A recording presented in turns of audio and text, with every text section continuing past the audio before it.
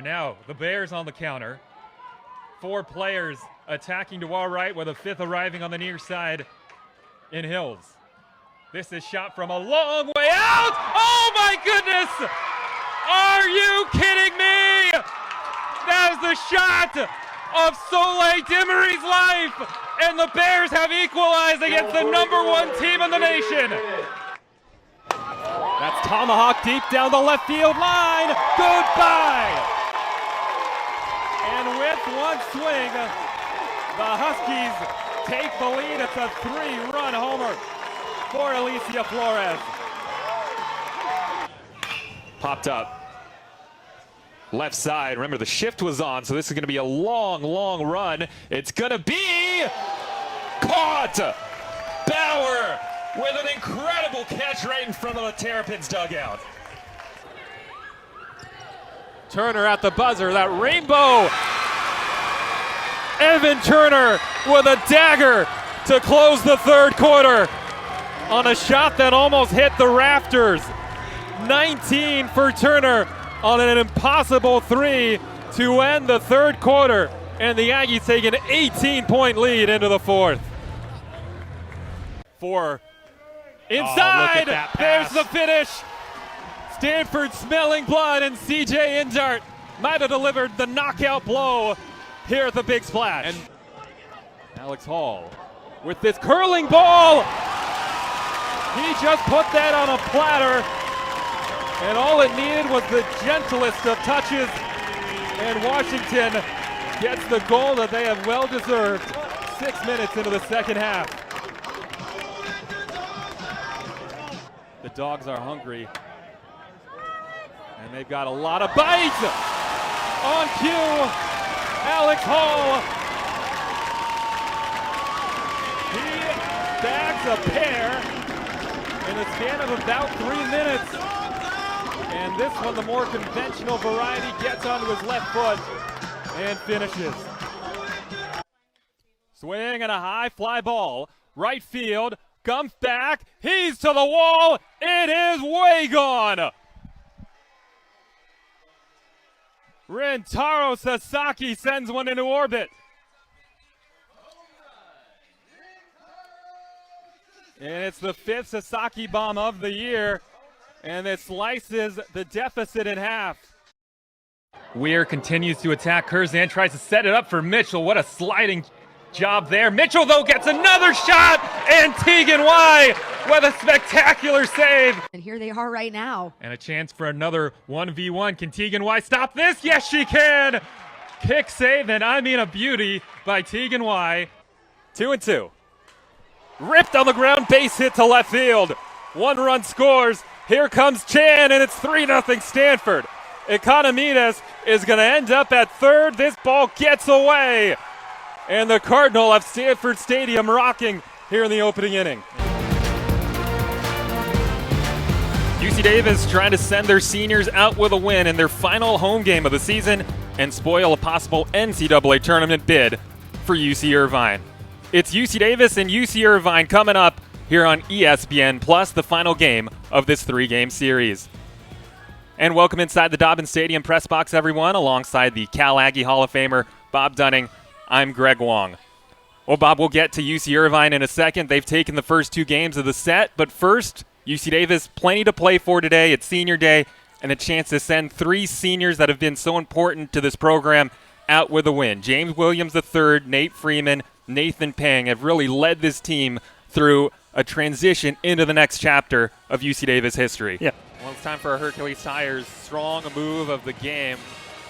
Pretty deep well of moves we could have chosen today, but the winner, Tova Sable, the senior, that is a block with a little something extra on the end of it, sending the Aggies on the brakes, and that is a beautiful finish by Epps. Again, that's our Hercules Tires strong move of the game. Now, these 2 teams have played a lot over the years. We've talked about that at length. Irvine, Hawaii, UC Davis. You mix and match any one of those 3 teams against each other. They've had a lot of history. This is going to be Hawaii ball. Good tip by both Mozzie and Sydney. They are, again, they're flying around. This is right up there with some of the great games these two teams have played. And it's on senior day, big crowd, a lot of Hawaii fans.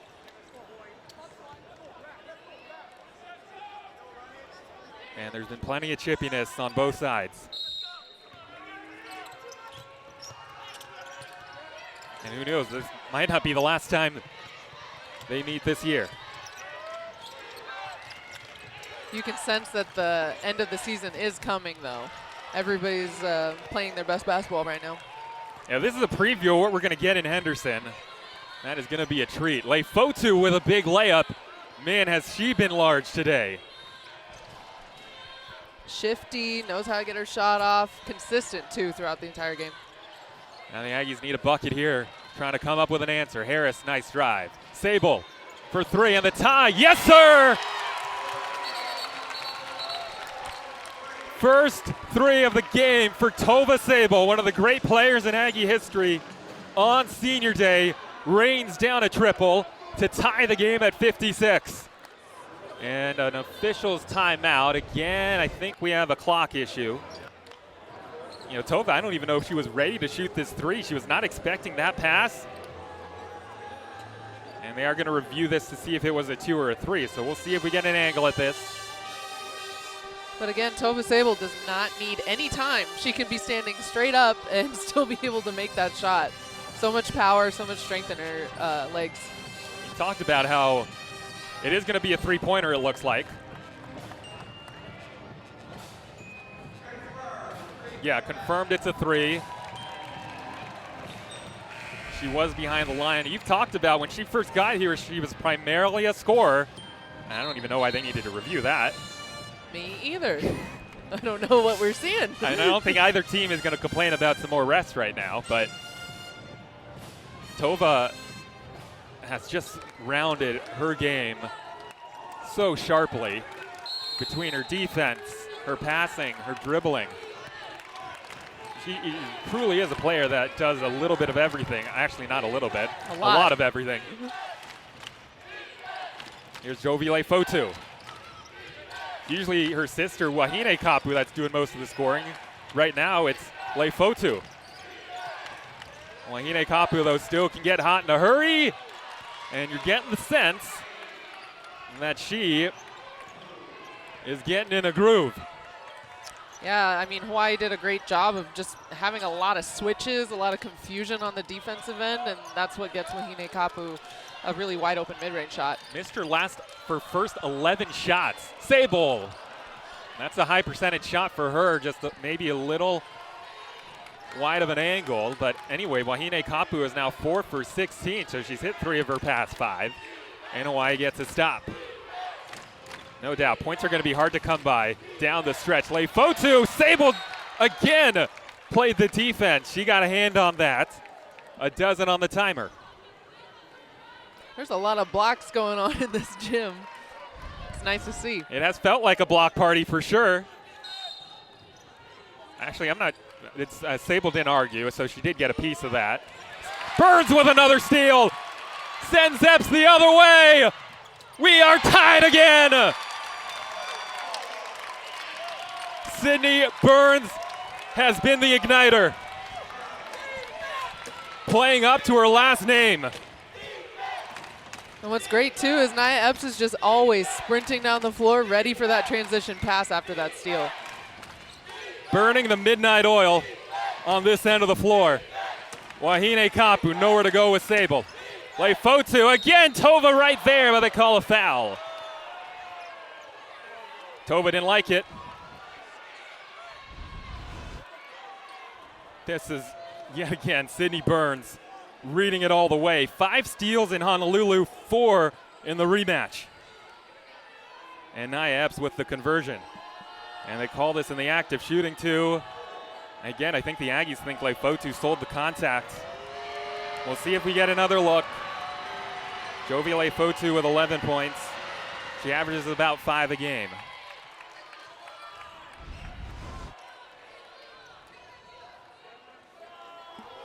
Maybe a little bit on the arm. And I couldn't tell on the back end whether she got her on the head also.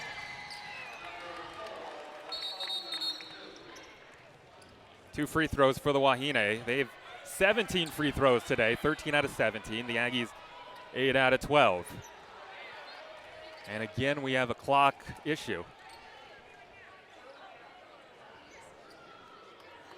Scott Osborne has given the scores table a workout today.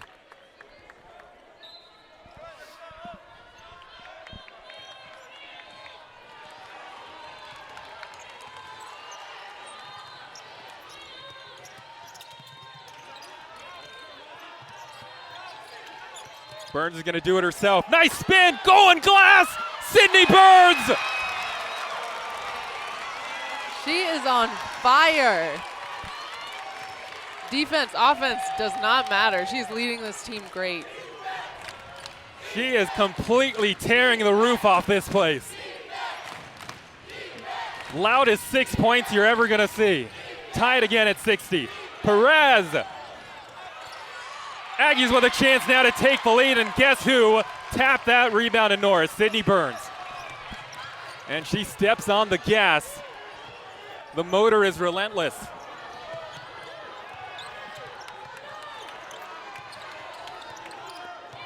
Backdoor, Epps. Yes, and a foul! The Aggies take the lead.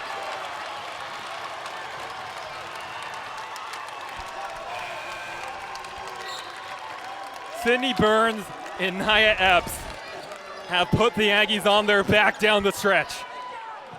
And Sydney Burns is putting on a mixtape of her own. I am loving the energy on the bench, in the gym. It's contagious. You can see it. We've talked all year long about Nia Epps' finishing ability. So much improvement. She has not missed a layup today.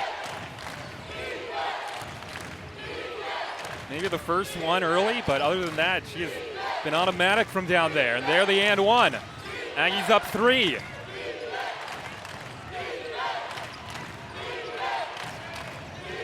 A hard screen. Wahine Kapu, Leifotu for the tie. Rims out, Harris with a box out. A putback up and in. Aggies thought it should have been over the back. And there is Tamilo. All 6'5" of her making a 1-point game.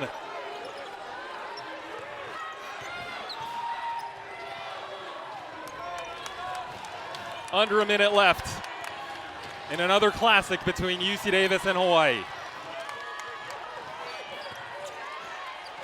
Sable for 3. The senior buries it. One of the great scores this program has ever seen.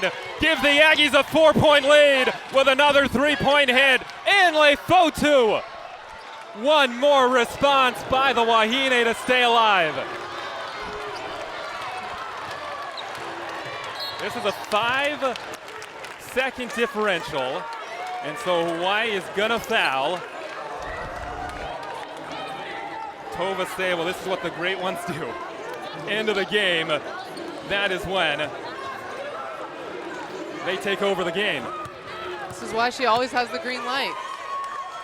She knows she can make it in crunch time.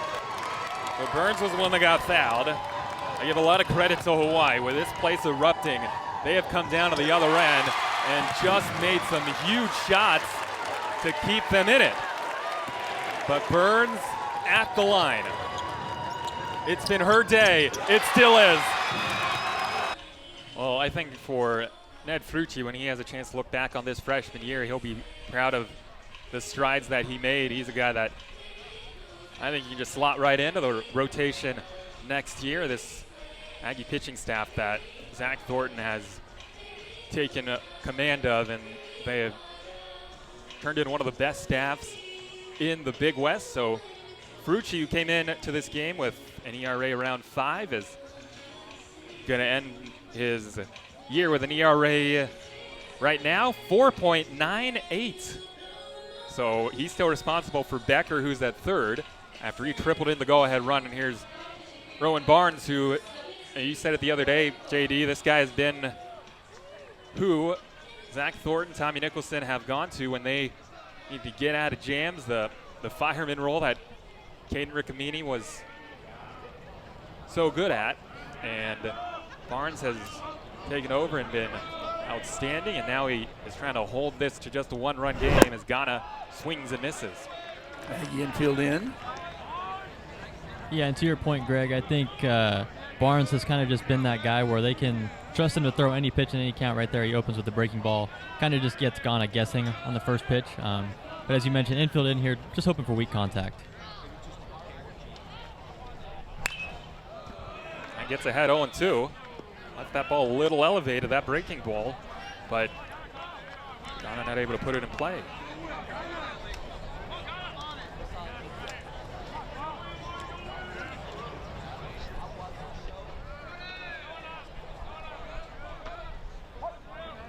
So the Aggies again infield in full out run prevention mode now. It's a good two-strike pitch, just missed the outside.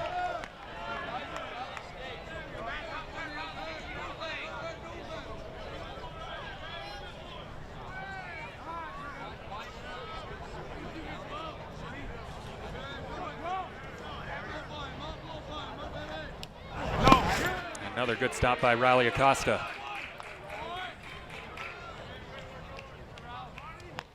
This will be interesting to see what Zach Thornton calls right here in this scenario. He's kind of been going with the away breaking ball.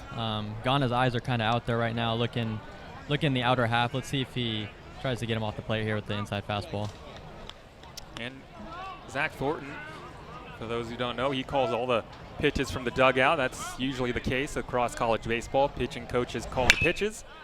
And that slash foul and out of play. He enters the pitch into the pitch comm, and that's relayed into the pitcher and the catcher and everybody else that has the pitch comm devices, which for UC Davis, it's middle infielders. So 2-2 the count with Will Lindbergh on deck, who has also had a big series. Stabbed at short. Gavea's coming home, and he is out by a mile on a ball that was just hammered by Ghana, but it was right at Alex Gavea, and he said, I'll take that. Really surprised. Really surprised they sent the runner. This left his bat at 104 miles per hour, but it was right at the drawn-in infield. And what's that read by Becker at third, JD? Yeah, just based on his secondary right off the pitch, he's getting a huge lead. So he must be telling him on contact right there to go. That's a call from the dugout, right? But or the third he's base probably coach. hearing it from the third base coach right there. It looked to me like he did hesitate, though. Like he had a chance to go back. At that point, maybe he could have gone back, maybe get in a pickle to try and get the runner into second right there, get into scoring position long enough. But because that ball took no time getting to Gavea. Well, Ghana runs well, too, so he probably believes in his speed. Here is Lindbergh, who rolls it left side. Gavea again, and way too late. And now taking off for third is Ghana. And nice base running by him. What do you call that, Bob? That's a freebie, right? That's a freebie. That's the 90-footer. Yeah, that's unfortunate right there. Maybe you want to see Alex hold this ball right here in this scenario, just because with it being so weakly hit and you're not having your pitcher kind of covering for you at third, that's just tough overall. And then, as you can see, the CSUN making advantage of their Aggie miscues. And obviously Alex Gavea, he really believes in his arm. But not much of a chance to get Lindbergh there. Just no play there. So here is Cameron Calvillo. And he takes low for ball one.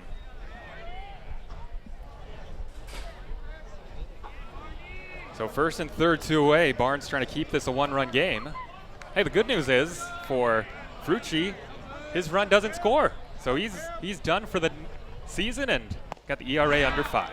Yep. Way to go, Ned. And that's locked in for the rest of his life. That's right. At least he pitches tomorrow, which highly unlikely.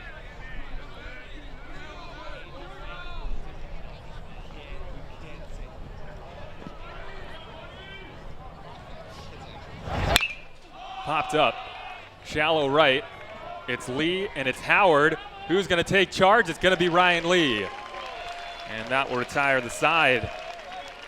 Another inning with a lot of ups and downs, but the big up for CSUN, the triple, and Drew Becker, a double and a triple, and it's 3-2. Matadors back ahead.